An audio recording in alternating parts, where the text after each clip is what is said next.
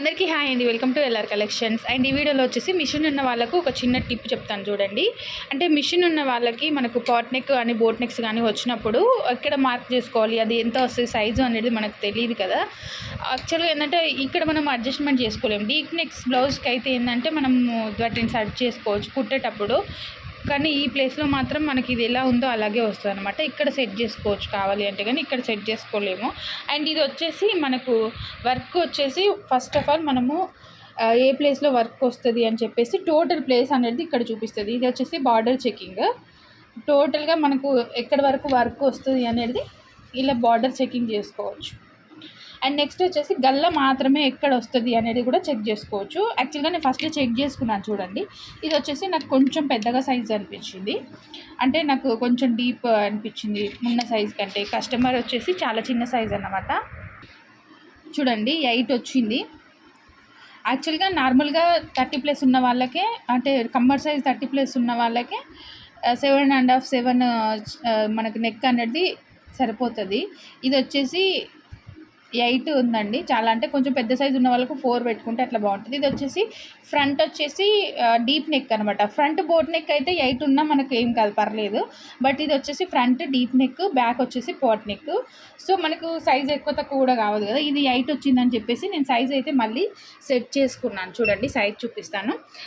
X వచ్చేసి యాక్చువల్గా మనకు ఎక్స్ వై ఉంటుందండి. ఎక్స్ అంటే మనకి ఇలాగ అడ్డము, వై అంటే ఇలా పొడవు కదా. సో నేను యాక్చువల్గా ఇది డిజైన్ అనేది రివర్స్లో పెట్టాను కదా, అంటే ఇది ఫ్రంట్ సైడ్ ఓపెన్ లేదు. ఫ్రంట్ వచ్చేసి ప్రిన్స్ కట్ ఓపెన్ ఉండదు, అండ్ బ్యాక్ ఓపెన్ ఉంటుంది.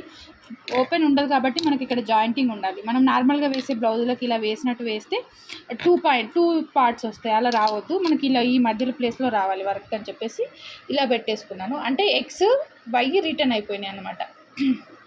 మీకు కన్ఫ్యూజ్ అయితే నేను నార్మల్గా చెప్తాను చూడండి. నేను హైట్ వెయిట్ దాని విడ్త్ హైట్ 2 తగ్గించేసుకున్నాను నాకు అవసరం ఉన్నంత. ఒకటి 97 95 పెట్టుకున్నాను కదా.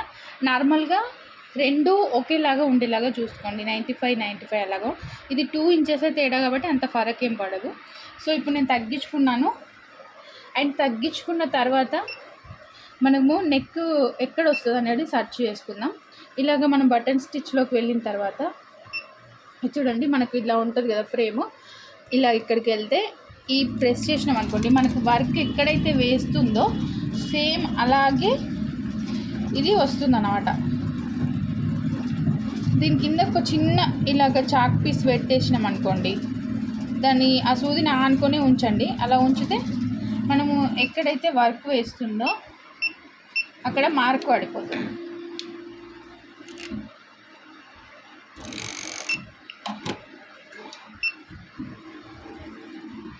సో చూసారు కదా, ఇలా మార్క్ పడిపోతుంది. అంటే నాకు ఇక్కడ ఇంచుమించు ఒక 1/2 ఇంచ్ తగ్గింది. చూసారా, నేను సెట్ చేసుకున్న ఆ సెట్టింగ్ని బట్టి 1/2 ఇంచ్ తగ్గింది. ఇక్కడ 1/2 ఇంచ్ తగ్గింది, అండ్ ఇక్కడ కూడా 1/2 ఇంచ్ తగ్గింది. సో ఇలా పాట్ నెక్స్ బోట్ నెక్స్ వేసినప్పుడు మనకు ఇట్లా చెక్ చేసుకుంటే మనకు నెక్ ఎంత వస్తుంది అనేది ఈజీగా తెలుస్తుందండి. చూసారు కదా. అండ్ నెక్స్ట్ వచ్చేసి ఇక్కడ ఫ్రంట్ పార్ట్ కోసం 1 సైడ్ వేసుకోవచ్చు, 2 సైడ్స్ వేసుకోవచ్చు. కాకపోతే ఇది బోట్ నెక్ కాదు, ఫ్రంట్ సైడ్ వచ్చేసి డీప్ నెక్కే వస్తుంది, only back side. So video నచ్చితే ప్లీజ్ లైక్ చేయండి, షేర్ చేయండి. అండ్ ఇంకేమైనా మీకు డౌట్స్ ఉంటే మిషన్కి సంబంధించి కామెంట్ సెక్షన్లో కామెంట్ చేయండి. అండ్ మీకు ఒక డౌట్ రావచ్చు, నేను మిషన్ జరిపాను కదా మళ్ళీ రీప్లేస్కి ఎట్లా వస్తుంది అని. ఇక్కడ మనకు అది కూడా ఆప్షన్ ఉంటుందండి.